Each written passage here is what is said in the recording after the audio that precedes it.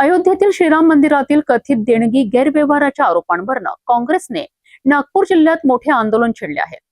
रामटेकमधून रामभक्त आस्था जागरण यात्रा काढत काँग्रेसने या प्रकरणाची चौकशी करण्याची मागणी केली आहे। अयोध्येतील श्रीराम मंदिरातील कथित देणगी व्यवहाराच्या निषेधार्थ नागपूर जिल्हा काँग्रेस कमिटीच्या वतीने रामटेक येथून रामभक्त आस्था जागरण यात्रा काढण्यात आली।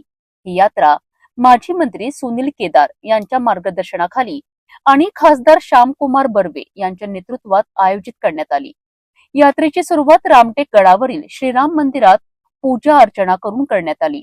यावेळी माजी वित्तमंत्री राजेंद्र मुळक, माजी मंत्री सुनील केदार, माजी जिल्हा परिषद अध्यक्षा रश्मी बर्वे, माजी जिल्हा परिषद उपाध्यक्षा कुंदा राऊत, अवंतिका लेकुरवाळे यांच्यासह शेकडो काँग्रेस पदाधिकारी आणि कार्यकर्ते उपस्थित होते।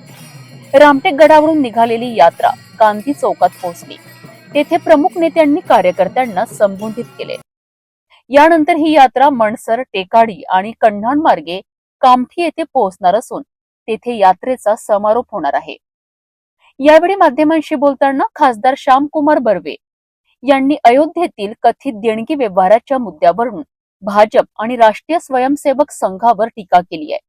राम भक्त आस्था जागरण यात्रेमध्ये आज हजारो भाविक उपस्थित झालेले आहे।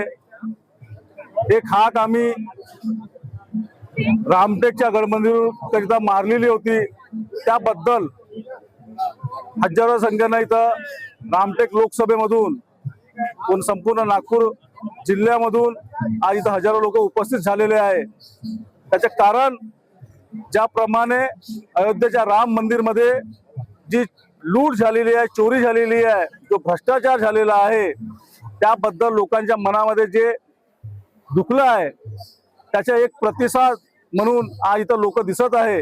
कारण ज्यांनी प्रभू श्री रामचंद्र या नावावर या देशामध्ये मतदान मागितलं, सरकार स्थापन केली, मंदिरचा शिलान्यास केलं, त्याचा श्रेय घेतलं, परंतु चोरीवर, भ्रष्टाचारावर एक शब्दही तोंडातून काढायला तयार नाही आहे। त्याबद्दलचा आक्रोश म्हणून आज इथं सर्व जनता इथं उपस्थित झालेली आहे।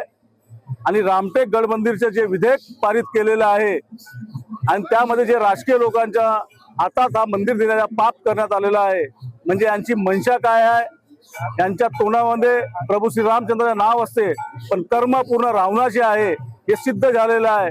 आणि त्याच भावनेपोटी आज सर्व भाविक भक्तगण इथं उपस्थित झालेले आहे, एकत्रित झालेले आहे आणि सरकारला बाध्य करणार आहे की अयोध्या राम मंदिर मध्ये आणि रामटेकच्या गड मंदिर मध्ये जे पाप करण्याचा कृत्य आपण करत आहे त्याला कुठेतरी आळा घालण्याकरता सर्व भाविक भक्त इथं उपस्थित झालेले आहे। तसेच रामटेक गड मंदिराच्या संदर्भात स्थानिक आमदारांवरही त्यांनी निशाणा साधला आहे। काँग्रेसने केलेले आरोप हे राजकीय स्वरूपाचे असून संबंधित पक्षांकडनं यावर अधिकृत प्रतिक्रिया येणे बाकी आहे। राम मंदिराशी संबंधित कथित देणगी गैरव्यवहाराच्या मुद्द्यावरून आता राज्यातील राजकीय वातावरण तापू लागले आहे। या प्रकरणावर पुढे काय घडामोडी होतात आणि संबंधित यंत्रणाची भूमिका काय राहते याकडे सर्वांचे लक्ष लागले आहे।